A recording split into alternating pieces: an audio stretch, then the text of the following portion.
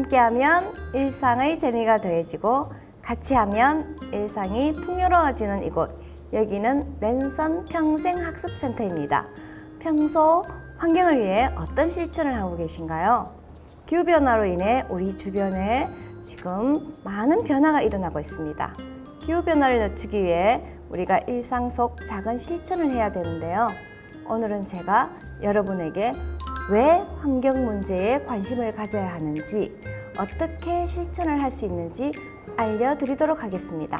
오늘 강의는 오늘은 탄소 중립 시대, 부제로는 오늘도 나는 지구를 구했다 입니다. 지난 4월 22일이 제53회 지구의 날이었습니다. 한 청소년이 기후위기 캠페인에 참여를 하였습니다. 캠페인 문구가 눈에 들어오는데요. 당신은 늙어서 죽겠지만 나는 기후위기로 죽을 것입니다. 저 문구를 보는 순간 평소에 캠페인을 자주 하는 저로서도 고개를 들 수 없을 정도로 충격적이었습니다. 우리 미래 세대들에게 기후변화란 과연 어떻게 다가와 있는지 걱정스러워지는 문구입니다. 1960년 이후 산업은 급속도로 발전하여 인구는 폭발적으로 증가하였습니다. 산업 발전은 인류에게 커다란 부를 가져다 주었으며 그것은 또한 그 이전 시대와 비교할 수 없는 에너지 사용을 하게 하였습니다.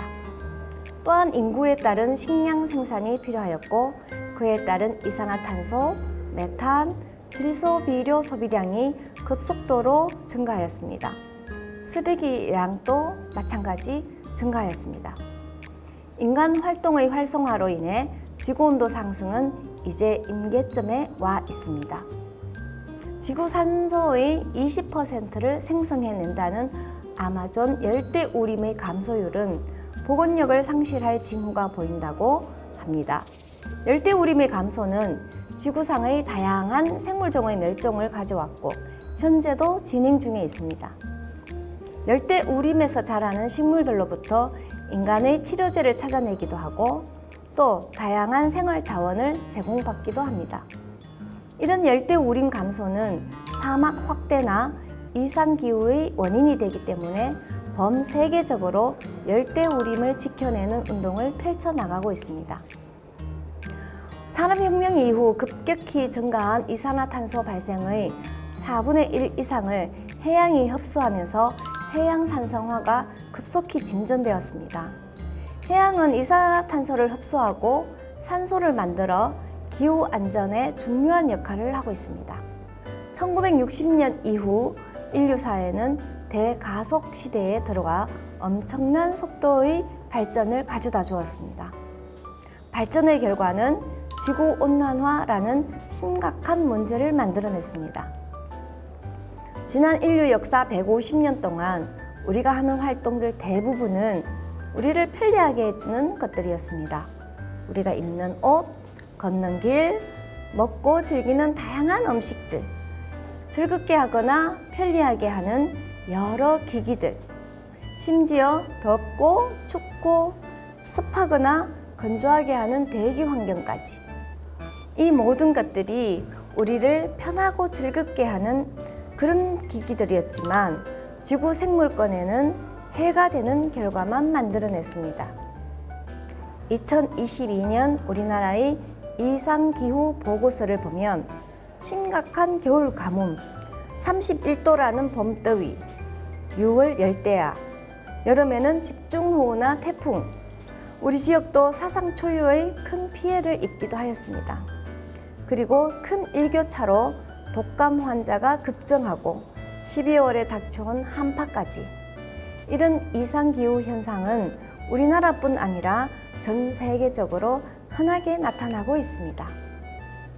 2015년 파리협정에서 기후변화에 대한 노력을 위해 각국마다 온실가스 감축 계획서, 즉 NDC를 제출하도록 합의를 하였습니다. 2018년 우리나라 인천에서 IPCC 특별 보고서가 제출되었는데요. 지구 상승 온도 1.5도로 제한하기 위해서 2050년까지 탄소 중립을 실현하여야 한다라고 하였습니다.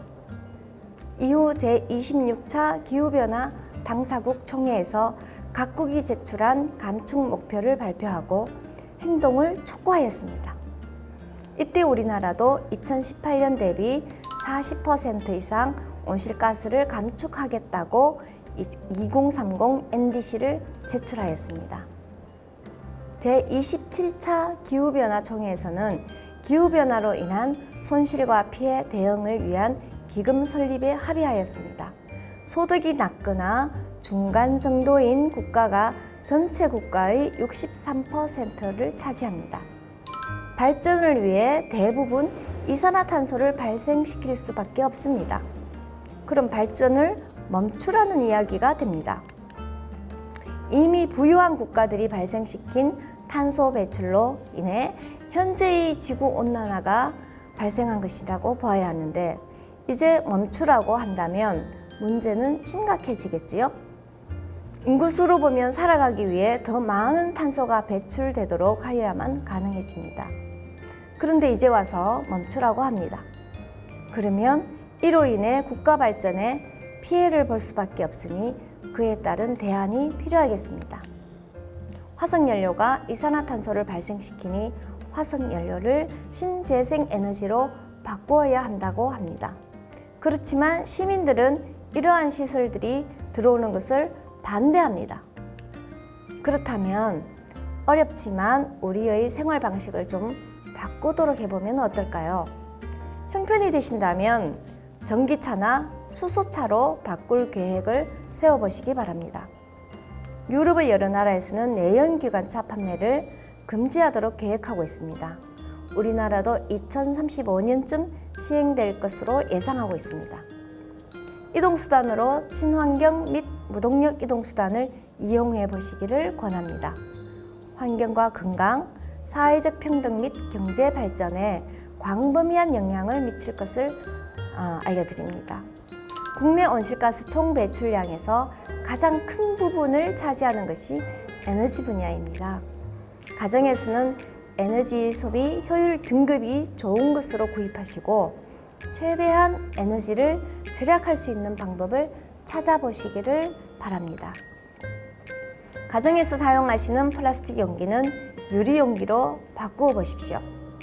플라스틱 용기를 사용하는 배달 음식은 직접 용기를 가져가셔서 받아오시는 용기내 캠페인에 참여해 봅시다. 식당에서 주는 물티슈는 거절하시고 손수건을 사용해 보십시오. 물건을 구입하시고 종이 영수증은 발행하지 않도록 거절하시고 필요하시다면 전자영수증으로 받아봅시다. 그러면 작은 실천 한 가지를 같이 해볼까요? 식물 수세미를 키워보신 적이 있습니까? 잘 키워내신다면 식물 수세미가 이렇게 됩니다.